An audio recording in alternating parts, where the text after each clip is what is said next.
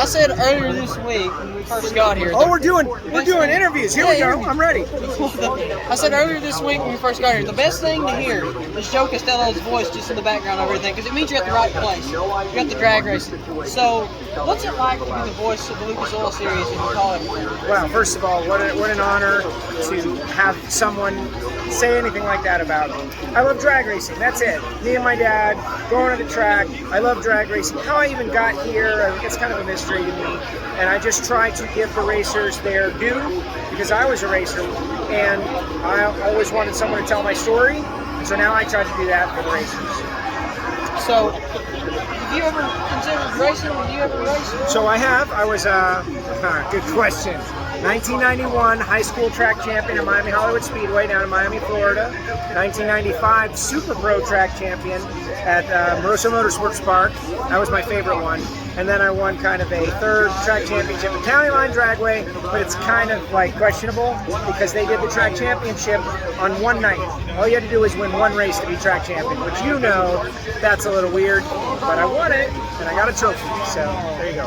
What's it like working with all the, superpowered people like Alan Reinhart and all the higher powered NHRA? What's it like being more than just a driver? Working with Alan Reinhart is a real pain, as you can probably hear on the microphone, but we have fun. That's it, we have fun. Everybody works hard to do a great job. We have fun. Well, thank you for your time. So we're here in Bristol. It's raining. Yes, of course, it's raining. But what do you think about when it rains? Because you were right in the lane about to go. And You just have to start over and, get your mind focused again. These delays are hard, man, because you get ready to go race, and then, of course, they pull the plug, everybody comes back, and then you sit around for 2 or 3 hours wondering if we're going to even run. Pretty good rain going on right now, but we'll see. We're ready. Have a good car. Just got to go out there and, hope the racing gods are on our team. I didn't even say your name. This is Marcus Burke. I did not even say your name. That's right. But sorry. Did you used to race for Stevie Jackson? Yeah, I did. So so you used to drive the 8th Mile radial car? That's right. What's the difference between a radial Pro Mod car and one with the slicks and the goose? Well, a radial car sticks the tire. It don't spin the tire off the starting line like these. These things, when you call off the button, they're spinning the whole way down the track. A radial tire either hooks or don't hook, and either it goes or don't go. Pretty much the way a radial car works. But I like both of them. I like the radial. I like the radials, and I like the Pro Mods. Especially the NHRA Pro Mods. But we got a radial car. We run Tommy Youngman's Pro 275 car, and we got the Galot car. We run in radial versus one. So we're still doing both of them. So which one do you think is your favorite out of NHRA or the Outlaw type deal? NHRA for sure. More fun. Yeah, just a lot more fun. Real organized. Usually out here by 6 o'clock every day. Trying to get some meat and spend some time with the family. And radial class, you run 2 or 3 o'clock in the morning. It gets old when you get old like me. Well, thank you. Really all right, thank you, man. Have a good. Here at Bristol with Austin Price, you've won in the past, but this has really been your breakout year so far. 2 or 3 wins so far in the season? Yeah, we have 1 win so far, one win. 2 final rounds. These conditions today are kind of falling into our favor. Our run's really good when it's cooler out, so I'm looking forward to finishing this race today. So what's been the key to all the success this year? Just getting more data, more runs up and down the racetrack. Another new crew chief this year with Chris Cunningham coming over, but he's doing a great job. Him and Joe Barlow are working great together, and I think we'll get plenty more wins this year. Well, thank you for that. Thank you. We're here at Bristol with Alex Laughlin, and I'm sure people interviewed you before, but really, you can't do an interview with you without asking, what is the favorite thing you've driven? Oh man, it's hard to say. I've done so many different things. Been lucky to have done so many different things. I'm absolutely loving the funny car. I will say it hasn't blown up in front of me yet. Blown the body off of it. So I can't definitively say that this is my favorite until I get to experience all of the different nuances. As of now, yes, it is my favorite. It's finally getting to that stage where it's not as terrifying as it was when I first started it. Getting in one of these things, your body says like, this is just wrong. So, one step at a time. And what separates the cars with the body on them as opposed to the drag trail drag? So like the dragsters, you can see everything, right? You can see the front wheels turning. You can see the ground everywhere. You have a full panoramic view of the racetrack, where inside the funny car, you can't see hardly anything. You know, you're looking over the top of the injector. You can't see the racetrack for about 100 feet in front of you. You know, the visibility is just terrible. So, and then there's the wheelbase also. You know, the funny car, you just have to drive it so much harder. And as besides your pro gig, do you still do any of the no prep racing, any of the Corvette? I ran like 5 races in No Prep Kings last year. Had a great time doing it, and in some of our off weekends this year, I'll probably go back and hit a couple more of them. Well, thank you. You're welcome, buddy. Thank you. We're here at Bristol with Steve Torrance. That run reminded me of something a little while ago. A few years ago, you were winning basically every week. What's the plan to get back to that dominant state? Hey man, we're just gonna do what we do. We took a year and trying to work on a new tune-up, and it's kind of coming around. And so now we're trying to be back to those old Capco boards and see if we can go out here and just reestablish our dominance. Not every day you get to do something like set a track record. Does it make you extra confident for round 2, or? No, I didn't even know it was a track record. We just try to win rounds and go one at a time. Well, thank you, Steve. Thanks, brother. We're in the pits. Top fuel dragster driver Clay Milliken coming right off the win. So, what are you going to do this week to repeat it? Well, I'll tell you what, it's pretty interesting. This is an odd situation because we're going to be racing. Getting loud here.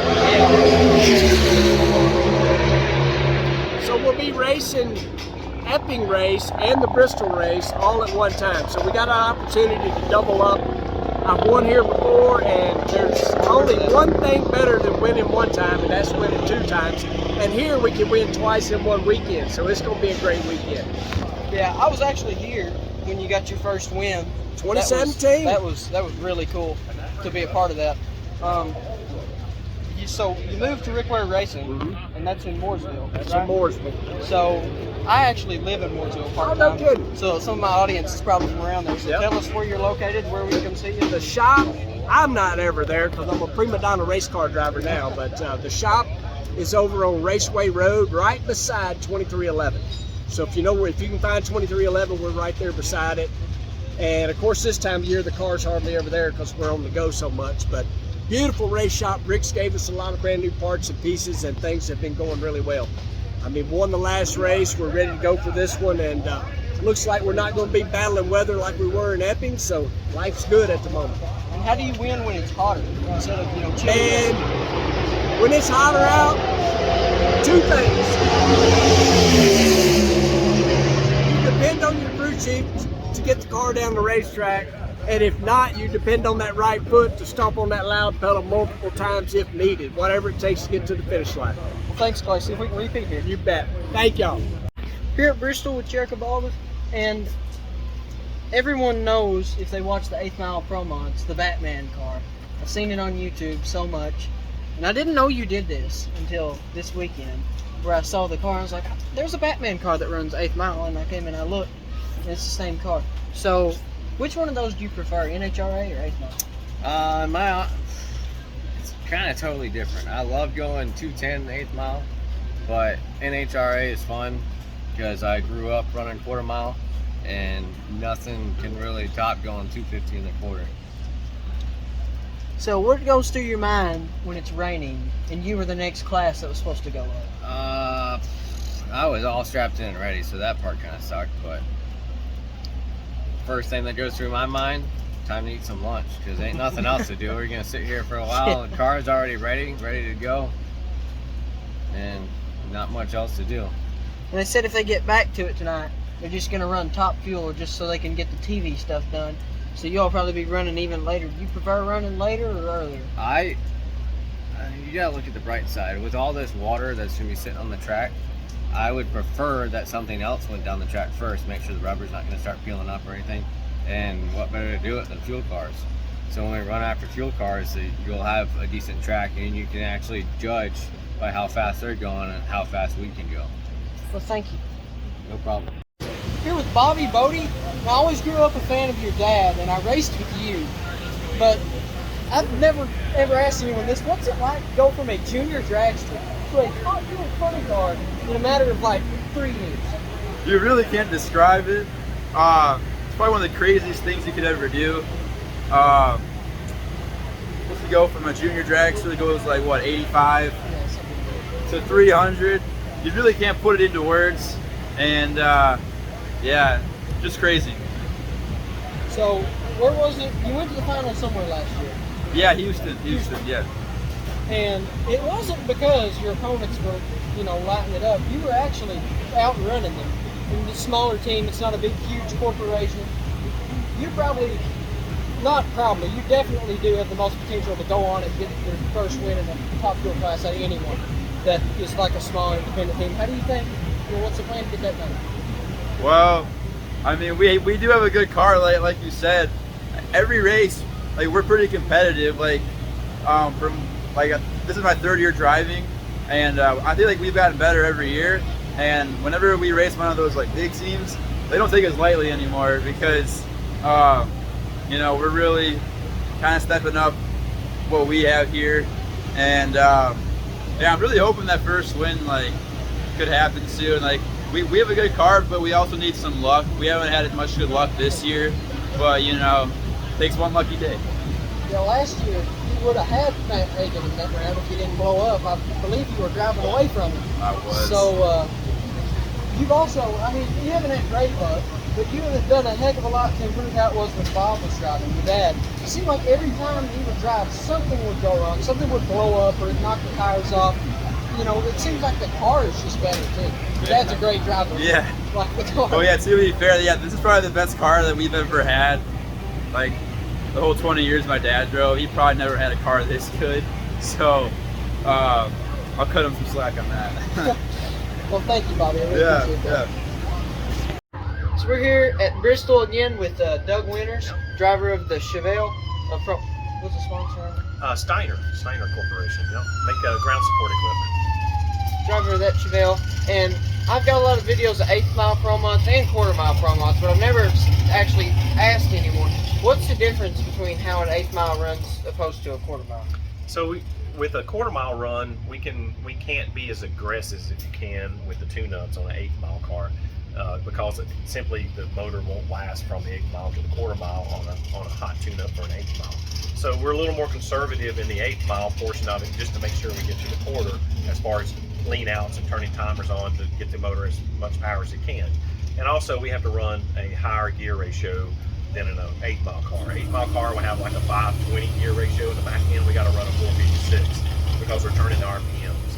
So it's pretty much the tune-up and the gear ratio of the car to get it to the 1/4 mile without tearing anything up when it gets there. And you probably have to be a little bit more laid back than usual at Bristol because it usually gets real hot here. Yeah, it's not only hot, the altitude is really high. So when the altitude gets high, obviously the density altitude, the calculation of how the motor performs gets really bad. So it's hard to make power up here on the mountain. What do you think your favorite track that you go and race at on the schedule is? Probably here, Bristol. My brother grew up right on the North Carolina border with little town called Elkhart. It's only about half hour from here, and Dad used to race here back in the 70s and take men out and over here, so it's pretty much this place. Well, thank you. Thank you. We're here in the pits with Top Fuel dragster driver Tony Schumacher. So you went from driving however many years ago, 20 years ago or something like that, to doing it now, and you took some time off. What's it like now that you're back in the seat? Man, it feels the same. Took 3 years off, put a new race car deal together with Skag, and came out. The cars just feel the same. Competition's a little better. There seems to be 10 cars at every race that can win, and it's badass. You went from being the dominant force out here, if you're here, you're going to win, to, just someone else that's got a fast car. That's how much it's changed. Was there any, difference with trying to get sponsorship and deals? Because we talked to you a year or two ago about why you weren't driving full time anymore. It takes time. I think these deals that you put together for the drivers out there looking for deals, it's not something where you just send an application out and say, here's who I am. You got to sell these things, and you got to make it work business to business. Once we put it together, now it's a new team. We will be a dominant force, but it just takes half a year. You got to fight through some of the bugs, new parts, new pieces, some of the things. the crew guys have never seen before, and they never worked with certain parts and pieces. So as they come together, we will be one of those forces to be reckoned with. Heck yeah. And finally, what are we going to expect from you this weekend? You going to get it done? 2 wins, baby. Not very many racetracks you come out and you get to run Epping last weekend right here on today and tomorrow, and then the race at Bristol on Sunday. I'm looking forward to it. Done it before, and we have a team capable of it, so let's get it on. Thank you. Get the bait. Here in is Justin Ashley. Anyone in interviews you has to ask you, how do you get off the line so fast in these things? That seems to be the question of the year. I think I'm still trying to figure out the answer myself. But, I mean, it's just going up there and trying to do the same thing each and every time, and you got to have a car that runs good and reacts good, or it doesn't mean anything anyway. So it's a true team effort. So what's the plan to get it done this week? 2 for 1? Yeah, we got 2 for 1. We got 3 for 1 really with the mission challenge. So 3 different opportunities to win something here this weekend. And I think the key is going to be, with the hot weather, just making sure that you go up and down the racetrack and go A to B almost every time. Well, thank you. Really appreciate that. Appreciate you, man. Thank you. This is Hector Arana Jr. and we're here at Bristol. So you drive a pro stock motorcycle. So how does that differ from the pro stock cars with the way it's set up? So pro stock motorcycle is different because it's a motorcycle. We're on top of it, we're riding. But when you think about the comparison from pro stock motorcycle to pro stock car, it's a lot of like naturally aspirated. We have a clutch and we have to shift the bike. So it's pretty difficult to get it all to come together. Even though you think, yeah, I'm going to a quarter mile, it's the same setup. The elevation, the temperature, everything plays a factor. So every race you're looking at your weather station, trying to dial in and figure out which transmission you're going to run, and then come up with your clutch setup. And even when you think you're going to have it close and dialed in, you still could be off. So, like for example, this weekend we made a setup. We're close. It ran good on the back half, but we missed in the front. So we just made a change and picked up the front, slowed up a little in the back half. So now we kind of know what to do, and hopefully we can get the full combination together and move up the spot today. But take you back a few years. You were the first one to break 200 mile an hour on one of these things. So do you still think about that? Well, every run if people do it now, but you were the first one to do it. Yeah, I mean, that's a really big accomplishment, and it's something that, like you said, I was the first one to do it, and it's crazy to think that I was the first one to break 200. But like you said, other guys will go 200, but it's not like the first. Well, thank you for your time. Thank you.